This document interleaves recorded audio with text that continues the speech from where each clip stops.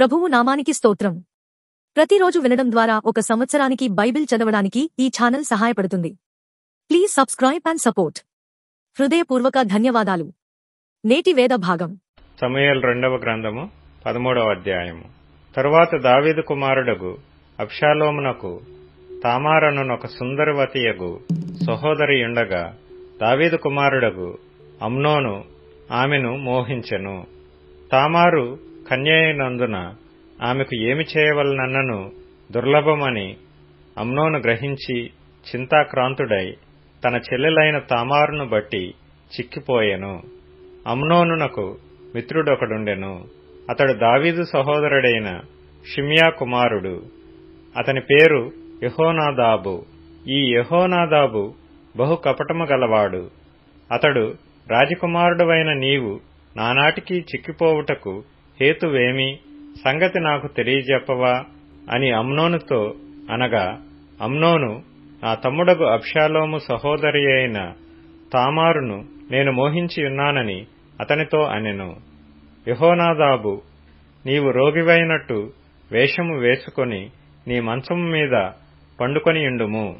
నీ తండ్రి నిన్ను చూచుటకు వచ్చినప్పుడు నీవు నా చెల్లెలైన తామారు చేత సిద్ధపరచబడిన భోజనము నేను భుజించున్నట్లు ఆమె వచ్చి నేను చూచుచుండగా దానిని సిద్ధము చేసి నాకు పెట్టునట్లు సెలవెమ్మని అడుగుమని అతనికి బోధింపగా, అమ్నోను పడక మీద పండుకొనెను.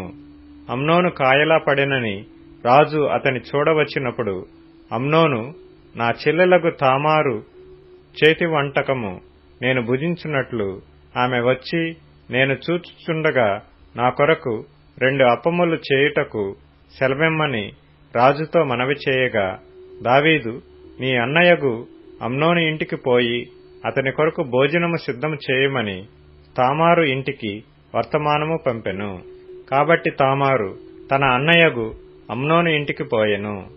అతడు పండుకొని ఉండగా ఆమె పిండి తీసుకొని కలిపి అతని ఎదుట అప్పములు చేసి వాటిని కాల్చి బొరుసు పట్టుకొని అతనికి వడ్డింపగా, అతడు నాకు వద్దని చెప్పి ఉన్నవారందరూ నా యొద్ద నుండి అవతలకు పొండెనను.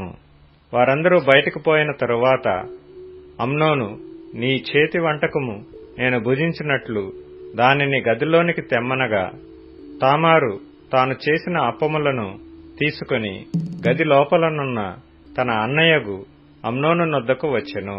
అయితే అతడు భుజింపవలనని ఆమె వాటిని తీసుకుని వచ్చినప్పుడు అతడు ఆమెను పట్టుకొని, నా చెల్లి రమ్ము, నాతో శయనించుము అని చెప్పగా, ఆమె, నా అన్న, నన్ను అవమానపరచుకుము, ఇలాగు చేయుట ఇశ్రాయేలీలకు తగదు.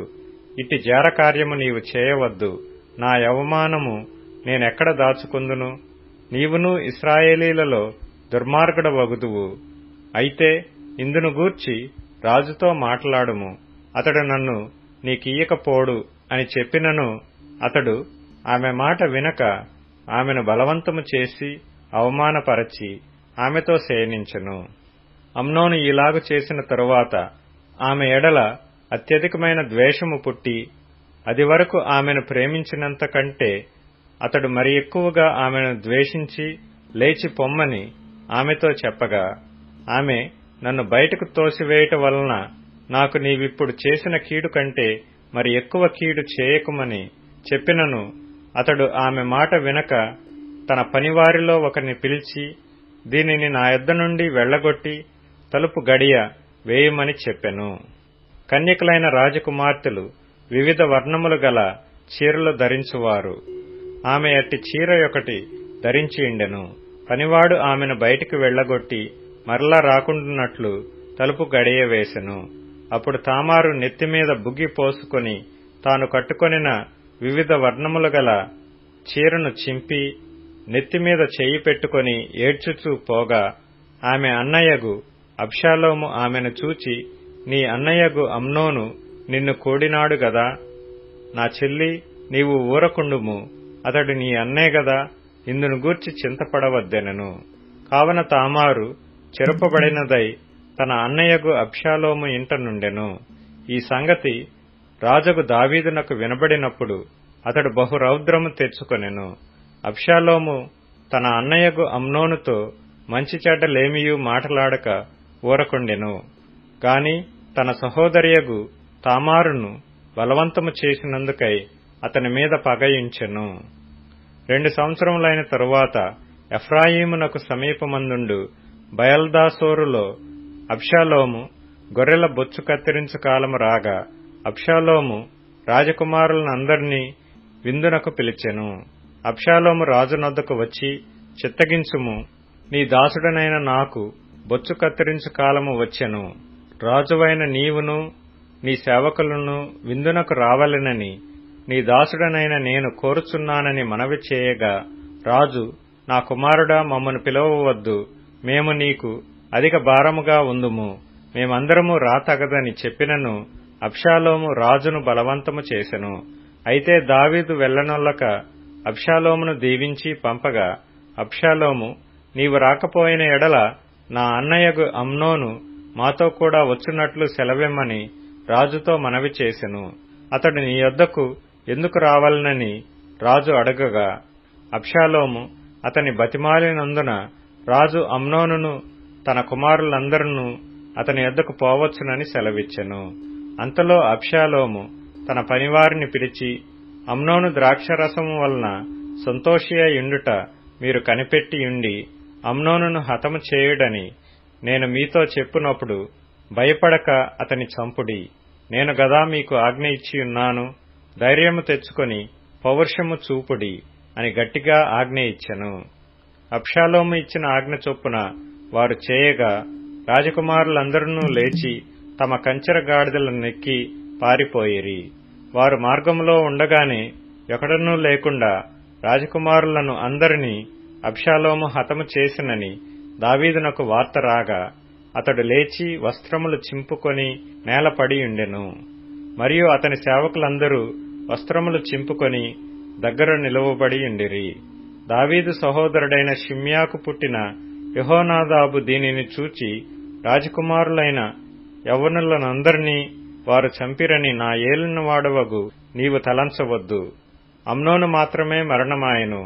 ఏలయనగా అతడు అబ్షాలోము చెల్లెలైన తామారును బలవంతము చేసిన నాటి నుండి అబ్షాలోము అతని చంపవలనను తాత్పర్యంతో ఉండెనని అతని నోటి మాటను బట్టి నిశ్చయించుకొనవచ్చును.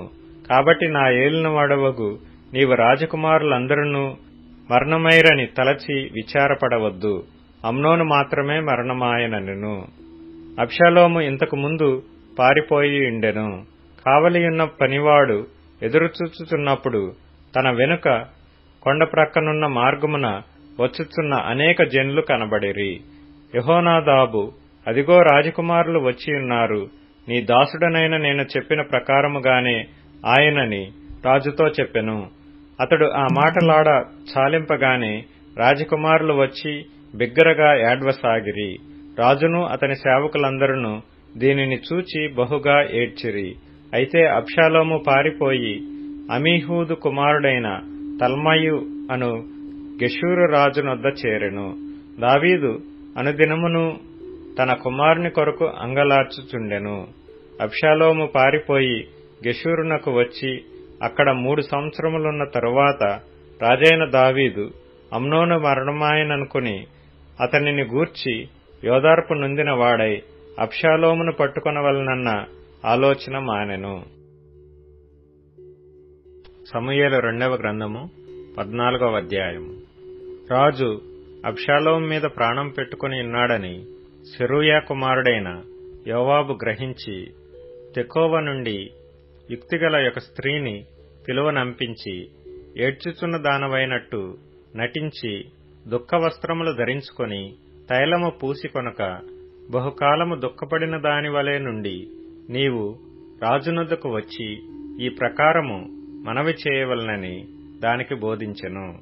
కాగా తెకోవ ఊరి స్త్రీ రాజునొద్దకు వచ్చి సాగిలపడి నమస్కారము చేసి, రాజా రక్షించుమనగా, రాజు నీకేమి కష్టము వచ్చినని అడిగెను.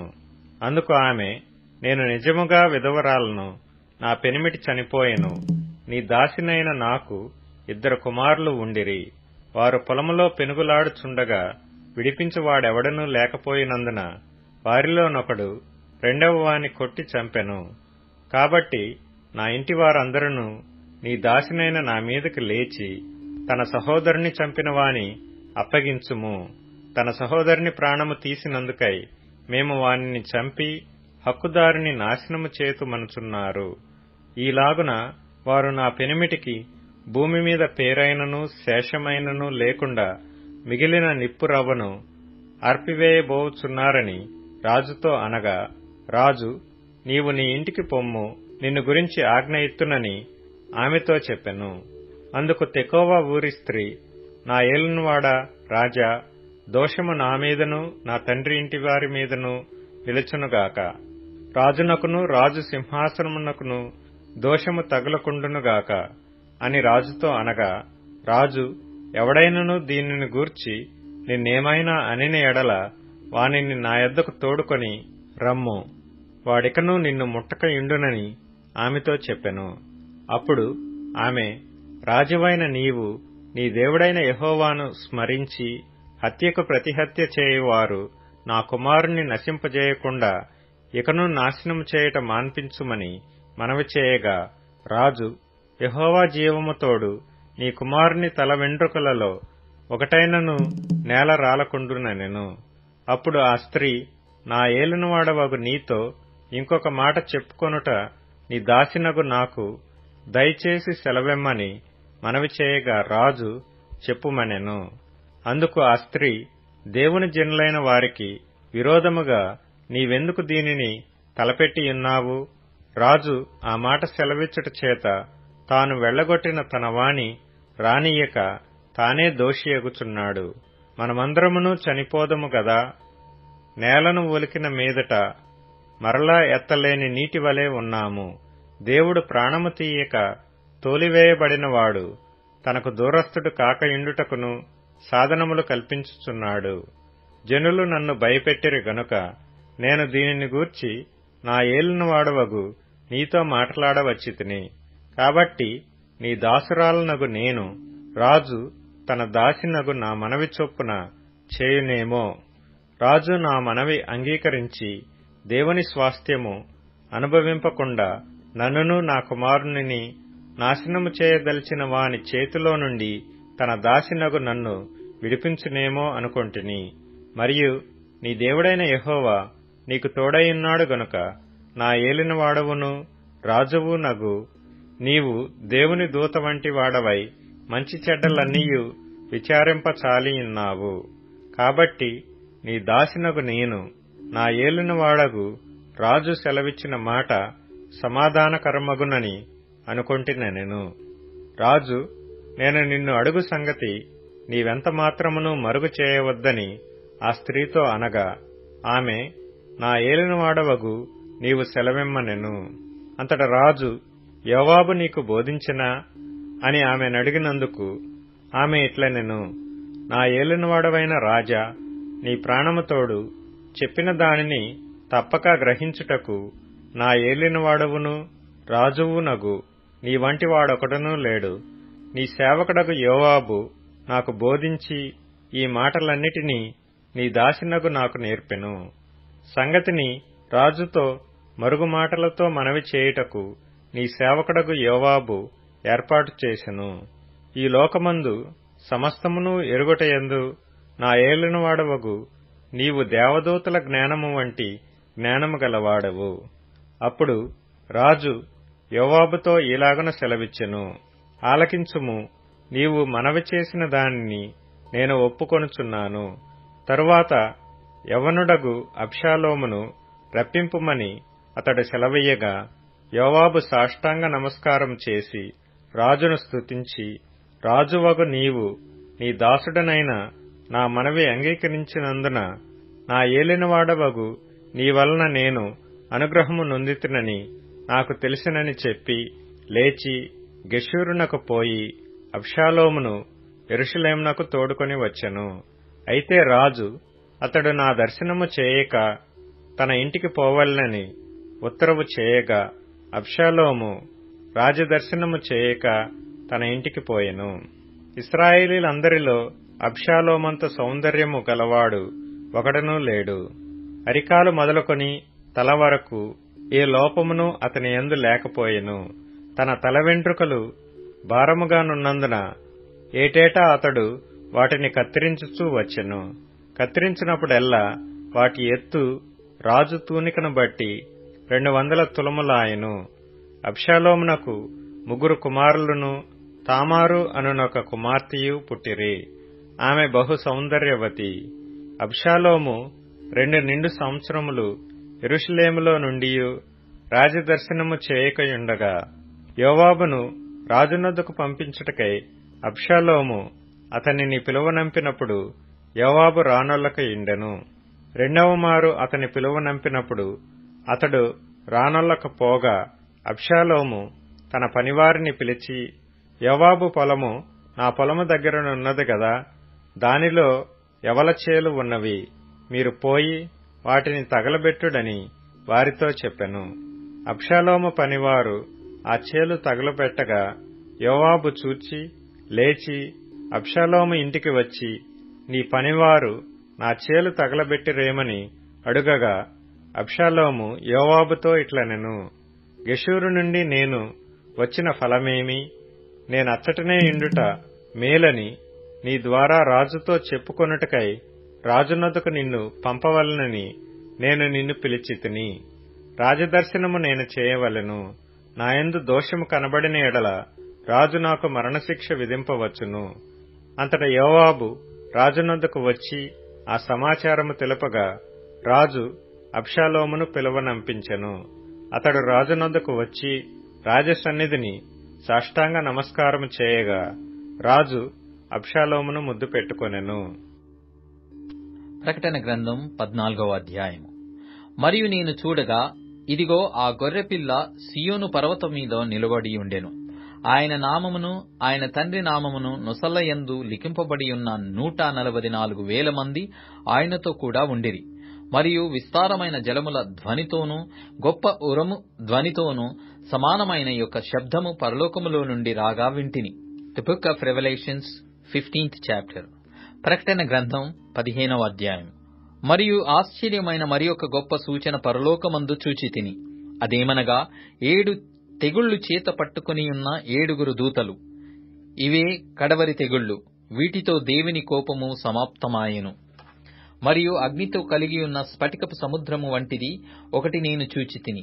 ఆ క్రూర మృగమునకును దాని ప్రతిమకును దాని పేరుగల సంఖ్యకును లోబడక వాటిని జయించిన వారు దేవుని వీణెలు గలవారై ఆ స్ఫటికపు సముద్రమునొద్ద నిలిచియుండుట చూచితిని. వారు, ప్రభువా, దేవా, సర్వాధికారి, నీ క్రియలు ఘనమైనవి, ఆశ్చర్యమైనవి, యుగయుగములకు రాజా, నీ మార్గములు న్యాయములను సత్యములునయ్యున్నవి. ప్రభువా, నీవు మాత్రము పవిత్రుడవు. నీకు భయపడని వాడెవడు? నీ నామమును మహిమపరచని వాడెవడు? నీ న్యాయ విధులు ప్రత్యక్షపరచబడినవి గనుక జనములందరూ వచ్చి నీ సన్నిధిని నమస్కారము చేసెదరని చెప్పుచు దేవుని దాసుడగు మోషే కీర్తనయు గొర్రెపిల్ల కీర్తనయు పాడుచున్నారు. అటు తర్వాత నేను చూడగా సాక్ష్యపు గుడార సంబంధమైన ఆలయము పరలోకమందు తెరవబడెను. 7 తెగుళ్లు చేత పట్టుకొని ఉన్న ఆ 7 దూతలు నిర్మలమును ప్రకాశమానమునైన రాతిని ధరించుకొని రొమ్ముల మీద బంగారు దట్టీలు కట్టుకొనిన వారై ఆ ఆలయములో నుండి వెలుపలికి వచ్చిరి. అప్పుడు ఆ 4 జీవులలో ఒక జీవి యుగయుగములు జీవించు దేవుని కోపముతో నిండియున్న 7 బంగారు పాత్రలను ఆ 7 దూతలకిచ్చెను. అంతటా దేవుని మహిమ నుండి ఆయన శక్తి నుండి వచ్చిన పొగతో ఆలయము నింపబడినందున ఆ 7 దూతల యొద్ద ఉన్న 7 తెగుళ్లు సమాప్తియగు వరకు ఆలయమందు ఎవడునూ ప్రవేశింపజాలకపోయెను. కీర్తనల గ్రంథం 140వ కీర్తన. యెహోవా, దుష్టుల చేతిలో నుండి నన్ను విడిపింపుము. బలాత్కారము చేయువారి చేతిలో పడకుండా నన్ను కాపాడుము. వారు తమ హృదయములలో అపాయకరమైన యోచనలు చేయుదురు. వారు నిత్యము యుద్ధము రేప చూచుచుందురు. పాము నాలుక వలె వారు తమ నాలుకలు వాడి చేయుదురు. వారి పెదవుల క్రింద సర్పవిషమున్నది.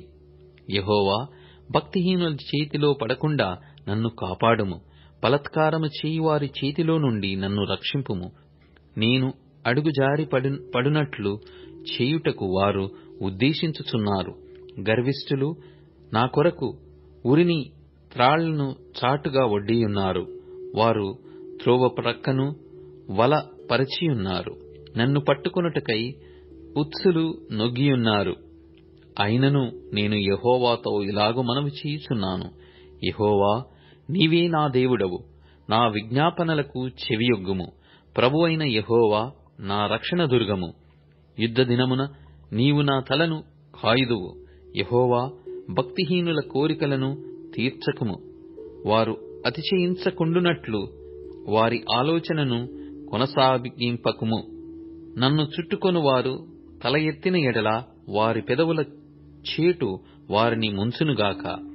కనకనలాడు నిప్పులు వారి మీద వేయబడునుగాక.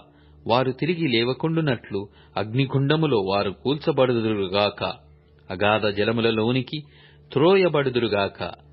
కొండెములాడు వారు భూమి మీద స్థిరపడకుందురుగాక. ఆపత్తు బలత్కారులను తరిమి వారిని పడద్రోయునుగాక. బాధింపబడు వారి పక్షమున యెహోవా వ్యాజ్యమాడుననియు దరిద్రులకు ఆయన న్యాయము తీర్చుననియు నేనెరుగుదును. నిశ్చయముగా నీతిమంతులు నీ నామమునకు కృతజ్ఞతాస్తుతులు చెల్లించెదరు. యథార్థవంతులు నీ సన్నిధిని నివసించెదరు. ఇప్పుడు tune in, Spotify, Amazon music మరియు యూట్యూబ్ మ్యూజిక్ లో కూడా అందుబాటులో ఉంది. Please follow us.